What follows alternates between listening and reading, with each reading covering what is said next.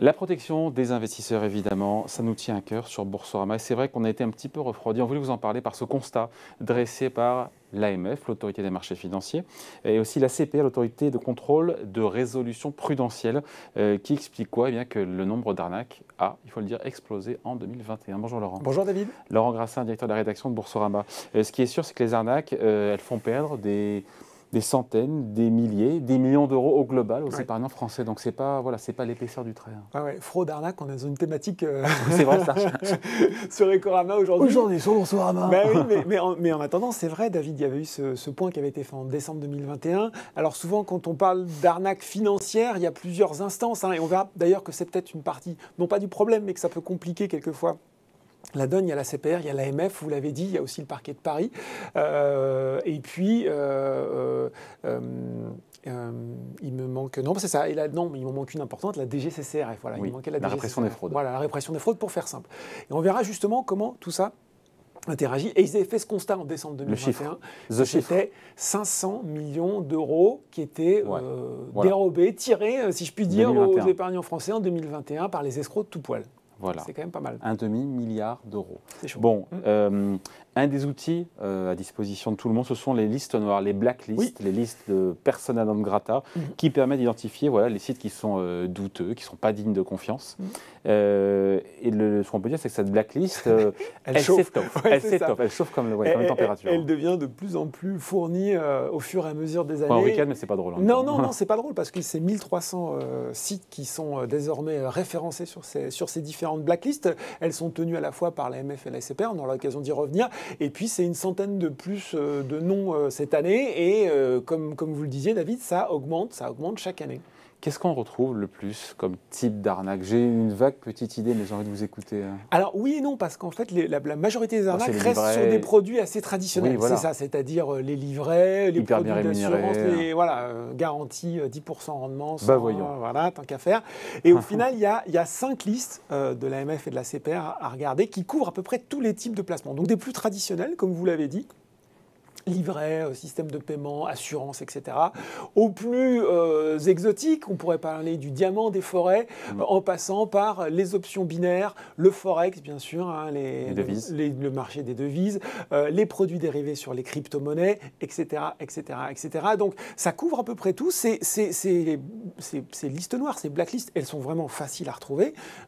Soit vous allez directement sur le site de l'AMF, soit vous faites une simple recherche via Google et vous allez retrouver. C'est bien foutu, vous avez un petit moteur de recherche. Vous pouvez rentrer le nom du site qui vous semble un petit peu litigieux et vous allez tout de suite voir s'il ressort ou pas. Donc, réflexe à avoir systématiquement quand vous êtes contacté par quelqu'un d'un peu louche. J'ai l'exemple. Et qu'on vous fait miroiter quelque chose. Et qu'on vous fait miroiter, voilà. Et à côté de ces blacklists, ces listes noires, vous avez des listes blanches, ce qui est utile aussi. C'est-à-dire que ce sont des acteurs qui sont soit enregistrés, soit agréés auprès de l'AMF. Donc, ça vous permet aussi de savoir si vous voulez aller sur un type de placement, et je pense, j'ai notamment les crypto-monnaies en tête, faites un petit coup de vérification aussi sur liste blanche pour voir si, à défaut, votre interlocuteur va être enregistré auprès de l'AMF. C'est déjà une précaution indispensable. Cible de ces arnaques, de plus en plus, les jeunes sur les réseaux sociaux, sur Snapchat, sur Insta, qui sont souvent le fait, il faut le dire, d'influenceurs qui ont des grosses communautés. Et ça, c'est une vraie nouvelle tendance. On voit bien que ça monte en puissance très fortement depuis les dernières années. On va voir qu'on est un petit peu démunis contre ça. Il y a une jurisprudence déjà qui a eu lieu. Je ne sais pas si vous vous souvenez de cette affaire. Nabila, toujours elle, qui s'était fait... Madame Allo. Exactement, Madame Allo, qui s'était fait retoquer par la DGCCRF justement parce qu'elle avait fait la promotion d'une formation au trading sur un mode très décomplexé. C'est super génial, tout ça et tout, sans bien sûr préciser qu'elle était rémunérée pour cette publicité. Et elle avait dû s'acquitter d'une amende de 20 000 € pour pratique commerciale trompeuse. C'était mi-2021. Mais depuis, et là aussi on voit les précurseuses, le phénomène s'est complètement amplifié, vraiment. Vous l'avez dit, avec des influenceurs qui ont souvent de grosses communautés, qui ont délaissé les crèmes, les casques audio, ou tous les produits, les babioles, les bijoux. Bon, c'était pas forcément de la grande qualité, mais voilà, pour se lancer dans la formation financière, le tout avec la même aisance qu'ils ont pour communiquer sur tout et n'importe quoi. Donc, Il y a un exemple récent que j'ai mis sur Twitter, c'est assez dingue, d'une jeune influenceuse qui vous dit, bah écoute, tu veux devenir millionnaire, va sur cette plateforme de trading, mets 300 €, tu sélectionnes ta crypto qui te donne 12% de rendement par an, et au bout de 30 ans, tu es millionnaire grâce à 900 000 € d'intérêts composés. Alors, la KYC, le Know Your Customer, vous savez, pour vérifier votre appétence, vos profils de risque, la connaissance du client, etc., les mises en garde, le risque, les disclaimers. Oubliez tout ça, ça c'est terminé, on n'en parle pas.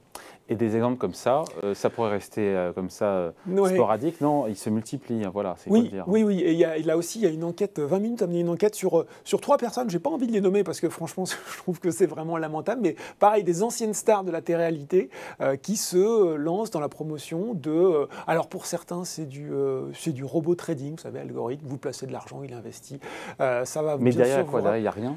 Alors, derrière, c'est quelquefois de la fumée, c'est-à-dire que les gens peuvent commencer à mettre, et puis quelques jours après, par exemple, sur ce cas précis, les choses avaient disparu du site de l'influenceur en question. Donc là, c'est problématique.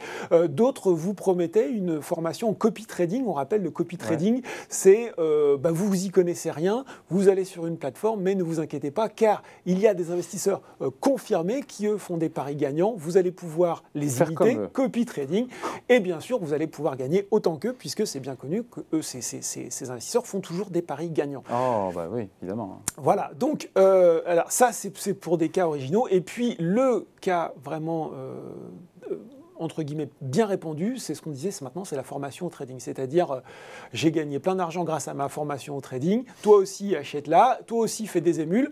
Oh ben tiens, ce ne serait pas une pyramide de Ponzi, ça. Donc vraiment le bon vieux système. Pyramide de Ponzi, il faut rappeler.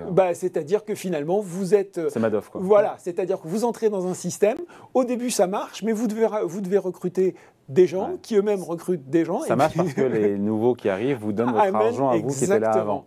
Et ça, c'est vieux comme le monde. Et David, on est en 2021, et bien ça marche encore. Laurent, avant de se quitter, pardon, que fait la police ? C'est compliqué. Il y a 2 choses, prévention, répression. Prévention, on voit bien... répression. Oui, mais c'est vrai. Mais on voit bien que et j'espère que cette vidéo sortira un peu de son public traditionnel, on voit bien que ces communautés ne se connaissent pas. C'est-à-dire que les communautés des vieux investisseurs, des vieux comme nous, voilà, ou diversifiés, attention en risque, oui, si vous voulez, vérifiez bien votre interlocuteur, attention, il n'y a pas de rendement sans risque, tous ces trucs qu'on annonce comme ça sur le plateau. À juste titre. À juste titre, c'est les jeunes épargnants ou les jeunes pas épargnants et qui seraient tentés par ces solutions sont très peu exposés à ces messages. Ils sont en vase clos avec leurs influenceurs, leur communauté, et donc ça passe pas. L'AMF avait fait ce truc assez intéressant d'aller sur Instagram, de faire un vrai faux post dans lequel on voyait un gars se prélasser sur une piscine en train de dire ouais, vas-y, si tu veux faire comme moi, investis et tu vas devenir riche. Et en fait, ça se terminait par le gars a loué la villa, faites attention à qui vous parlez, faitt attention aux connaissances et aux risques auxquels vous vous engagez. Donc ça, c'est sur la dimension pédagogie.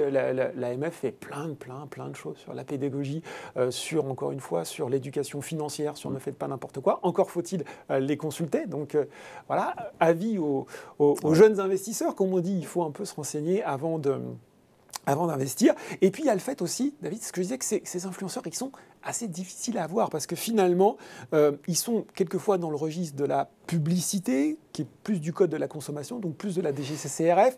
Donc c'est un peu compliqué de savoir comment on peut les sanctionner quand ils promeuvent des arnaques, ou en tout cas qu'ils sont rémunérés sans le dire. Ce qu'on peut dire, c'est la deuxième patte, c'est que répression. À un moment, je pense qu'il faudra taper du poing sur la table et taper surtout dans les portefeuilles des gens qui font ça pour bien leur faire comprendre que c'est pas bien et surtout remettre un petit peu d'ordre là-dedans parce que c'est un peu la foire. Voilà, et quand c'est trop beau pour être vrai, souvent c'est que ça ne l'est pas. Exactement. Le marché de la crédulité. On espère en tout cas que cette vidéo pourra servir aussi un petit peu d'alerte pour les plus jeunes. Allez, merci Laurent. Merci David. Salut.